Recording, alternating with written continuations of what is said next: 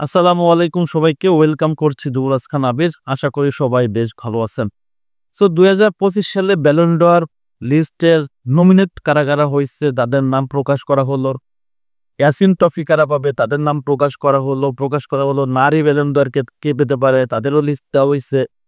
এবং ইয়াং তরুণ যারা তাদের কোপা আসলে ট্রফি দেওয়া হয় তাদের নাম প্রকাশ করা হয়েছে। এট দ্য সেম টাইম ক্লাবের নাম প্রকাশ করা হয়েছে, তার সাথে প্রকাশ করা হয়েছে হচ্ছে বেস্ট কোচ কেউ হতে পারে। তবে ব্রাজিলিয়ানরা যেখানে যেখানে আসলে সুযোগ পাইছে তাদের নিয়ে একটু আলোচনা করি। ফার্স্ট অফ অল ব্যালন ড'র লিস্টের আমরা জানি যে এই সিজন জুড়ে রাফিনার পারফরমেন্স ছিল সবার চেয়ে আলাদা, নজর কাড়া, ফ্যান্টাস্টিক। ব্রাজিলিয়ানরা প্রত্যেকটা সিজনে দুর্দান্ত পারফরমেন্স করে কেউ না কেউ ব্যালন ড'র লিস্টের টপে থাকে। গত সিজনে ছিল ভিনিসিয়াস জুনিয়র, এই সিজনে রাফিনহা। তবে অনেকের চোখে রাফিনহা যদি চ্যাম্পিয়ন্স লিগ জিততে পারতো তাহলে ব্যালন ড'রটা রাফিনাকেই দেওয়া হতো নিঃসন্দেহে। তবে ব্যালন ড'র তো আবার রবিরই হয়ে যায়, এখানে অনেক অনেক কাহিনী নাটক চলে। গত সিজনে দেখছি যে ভিনিসিয়াস জুনিয়রের ব্যালন ড'রটা দেওয়া হলো রদ্রিকে, এটা নিয়ে অনেক অনেক কাহিনী হয়েছে। যাই হোক, সেটা বাদ দিলাম। তো ব্যালন ড'রের লিস্টে টপ 30-এর জায়গা পাইছে ভিনিসিয়াস জুনিয়র এবং রাফিনহা। দেখা যাক শেষ পর্যন্ত আসলে ব্যালন ড'রটা কে পায়। এরপরে যদি দেখি তাহলে ইউরোপের বাইরে প্রথমবারের মতো এস্তেবা উইলিয়ামস কোপা ট্রফির জন্য আসলে মনোনীত হয়েছেন, যেটা হচ্ছে ইয়াংদের দেয়া হয়। তার সাথে অনেকেই আছে, যেমন বাউ কুবার্সি, তার সাথে আছে হচ্ছে দেশেরি দুও ডিন হুইজেন, এবং তার সাথে কিন্তু আছে আমাদের এস্তেবা উইলিয়ামস। যদিও এস্তেবা উইলিয়ামসের পারফরমেন্সটা যথেষ্ট ভালো ছিল, তবে আমার কাছে মনে হয় এইখানটাতে দেশেরি দুই পেয়ে যাবে।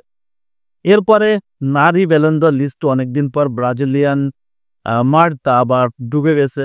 রিসেন্টলি সে উমেন্স কোপা আমেরিকা জিতে গেল এবং ফাইনালে দুর্দান্ত দুটা গোল করে দলকে কিন্তু চ্যাম্পিয়ন করার সবচেয়ে বড় ভূমিকা রাখছে এবং কামব্যাকটা ছিল দুর্দান্ত।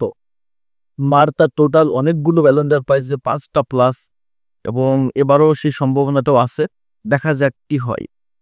এবার যদি আমরা দেখি যে আসলে ফিফা যেহেতু আসলে এটা দেয় হচ্ছে ফ্রান্স ফুটবল থেকে দেওয়া হয়। ক্লাবের লিস্টে কিন্তু আপনার ব্রাজিলের বোটাফোগো এই লিস্টে উঠে আসছে যে সেরা ক্লাবের লিস্টে। তো জানি না আসলে এই 2025 সালের 22শে সেপ্টেম্বর যে ব্যালন ড'রটা প্রদান করা হবে সেখানে কে আসলে হাসবে, কে আসলে কাঁদবে। তবে পারফরমেন্স অনুযায়ী যদি আসলে দেওয়া হয় তাহলে রাফিনাই মোটামুটি ব্যালন ড'রটা নিশ্চিত পায়। গোল, অ্যাসিস্ট, পারফরমেন্স, ওভারঅল যদি দেখেন, টিমে ইফেক্ট দেখেন, তারপর হচ্ছে তার পারফরমেন্স, দলের যে এফোর্ট হয়েছে সেটা ছিল দুর্দান্ত। সো ইম্প্যাক্ট যদি খেয়াল করেন সেটা মনে রাফিনার দুর্দান্ত। অনেকগুলো ম্যাচ যেখানে একা আসলে বের করে নিয়ে আসবে। অনেকেই বলতে পারে one season under footballer Raphinha, but না, এই সিজনও দুর্দান্ত করবে, কোনো সন্দেহ নাই। তবে ব্যালন ড'র লিস্টটা যেহেতু আসলে প্রচার করা হয়ে গেছে, আশা করি পারফরমেন্স অনুযায়ী আসলে ব্যালন ড'রটা দিবে। প্রত্যেকবার তো আসলে পারফরমেন্স অনুযায়ী দেয় না। ক্রিস্টিয়ানো রোনালদো তো বলছে ব্যালন ড'র তার আসলে যোগ্য সম্মান হারাইছে। রাফিনাও বলছে যে যোগ্য ব্যক্তির হাতে আসলে এই পুরস্কারটা দেওয়া উচিত। দেখা যাক ফ্রান্স ফুটবল আসলে শেষ পর্যন্ত কি করে।